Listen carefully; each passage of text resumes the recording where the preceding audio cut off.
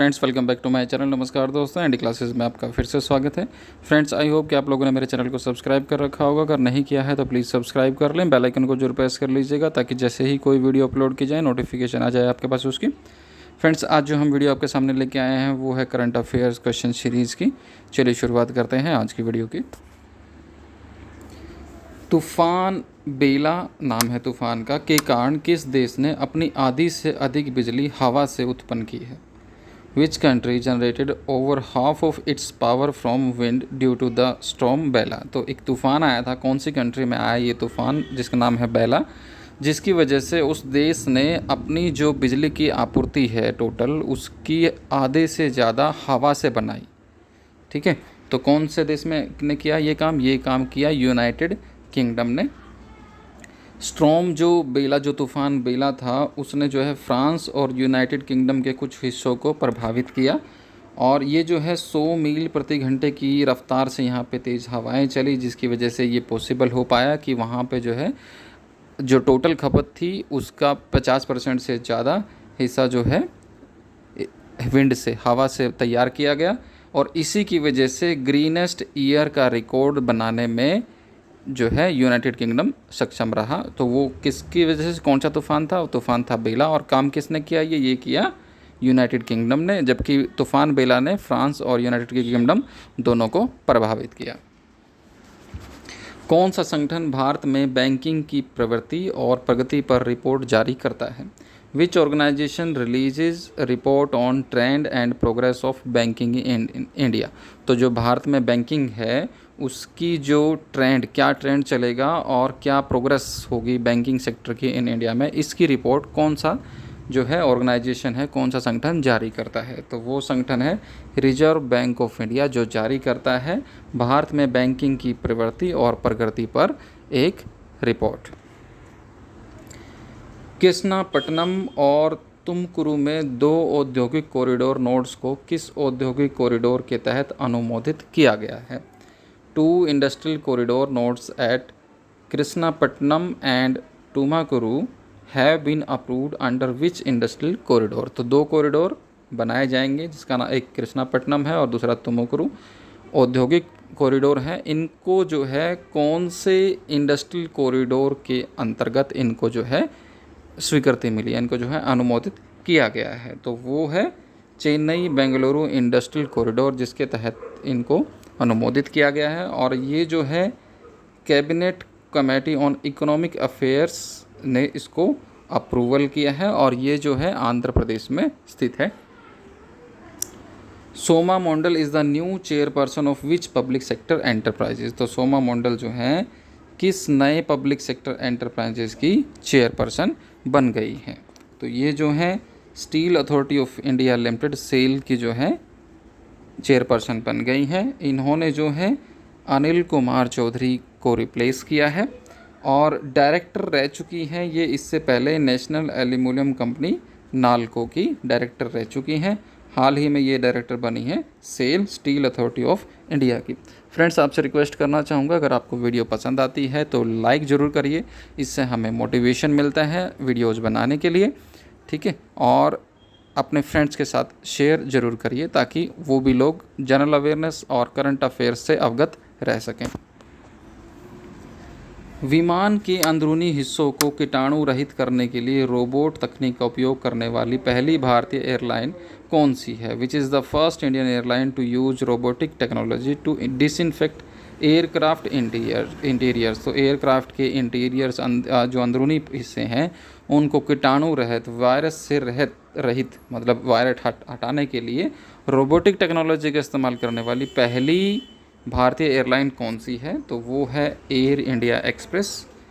इसने अपना, तो वो है एयर इंडिया एक्सप्रेस। इसने जो है अपने विमान, जो इनके बोइंग विमान हैं 737 और 800, इनमें जो है कीटाणु रहित करने के लिए यूवी डिसइंफेक्शन लैंपिंग सिस्टम, मतलब कि अल्ट्रा वायलेट डिसइंफेक्शन लैंपिंग सिस्टम का जो है इस्तेमाल किया है रोबोटिक उपकरण का, ताकि विमान के अंदरूनी हिस्सों को कीटाणु रहित किया जा सके। इस तकनीक को भारत में जो ग्राउंड हैंडलिंग एजेंसी है AISATS के सहयोग के साथ लॉन्च किया गया है।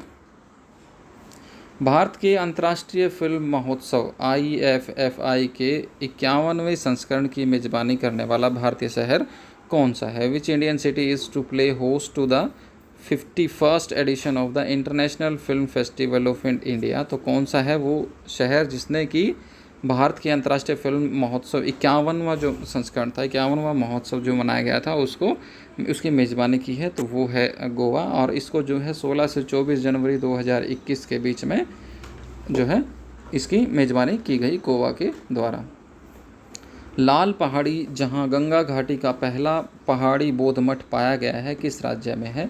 Lal Pahadi where the first hilltop Buddhist monastery of the Gangetic valley has been found in which state? तो कौन सी स्टेट में है लाल पहाड़ी जहां गंगा घाटी का पहला पहाड़ी बौद्ध मठ पाया गया है? तो वो है बिहार में। लखीसराय डिस्ट्रिक्ट जो है बिहार की, वहाँ पर मिली है ये लाल पहाड़ी। और इसको जो है बिहार के हेरिटेज डेवलपमेंट सोसाइटी और विश्व भारती विश्वविद्यालय जो कि पश्चिम बंगाल में था उसके सहयोग के साथ खोजा गया है।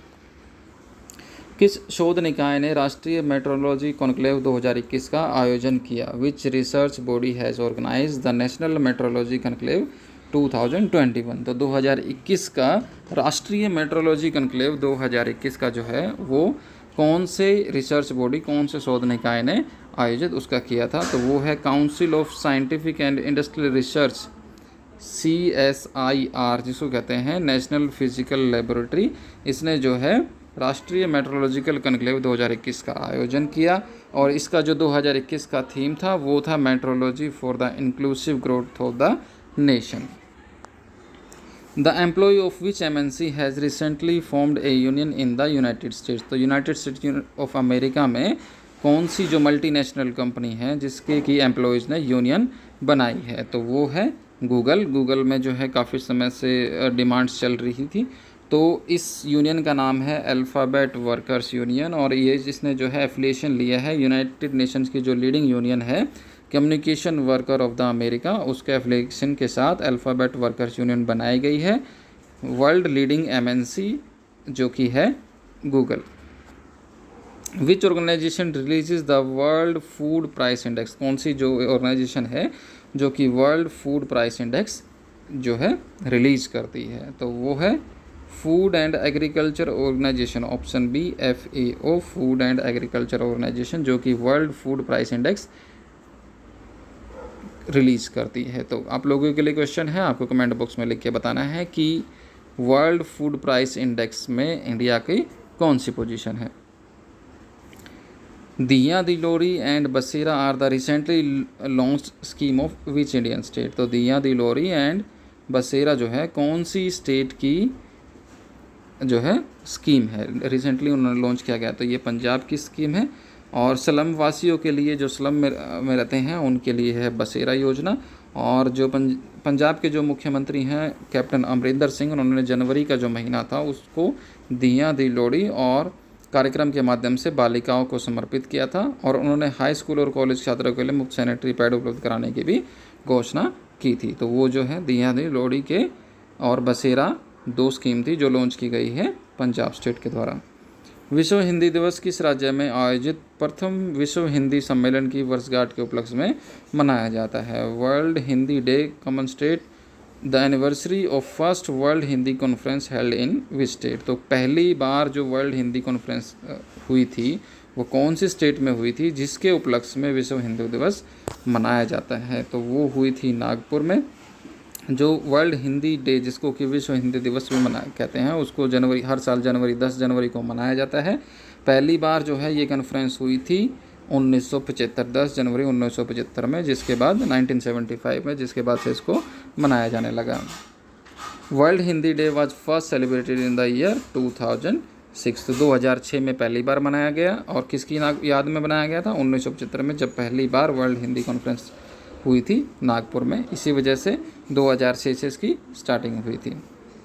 सिरुवानी पहाड़ियाँ, जिसे तितली सुपर हॉटस्पॉट के रूप में पहचाना गया है, किस राज्य में स्थित है? Siruvani hills which has been identified as butterfly super hotspot is located in which state? तो सिरुवानी जो पहाड़ियाँ हैं जिन्हें तितली के सुपर हॉटस्पॉट के रूप में पहचाना गया है वो कौन से राज्य में स्थित हैं? तो वो जो है तमिलनाडु राज्य में स्थित है सिरुवानी पहाड़ियाँ। तो ये जो स्टडी की गई थी जिसके बाद इसको बताया गया कि सुपर हॉटस्पॉट है, तो वो की गई थी the nature and butterfly society TNBS के द्वारा।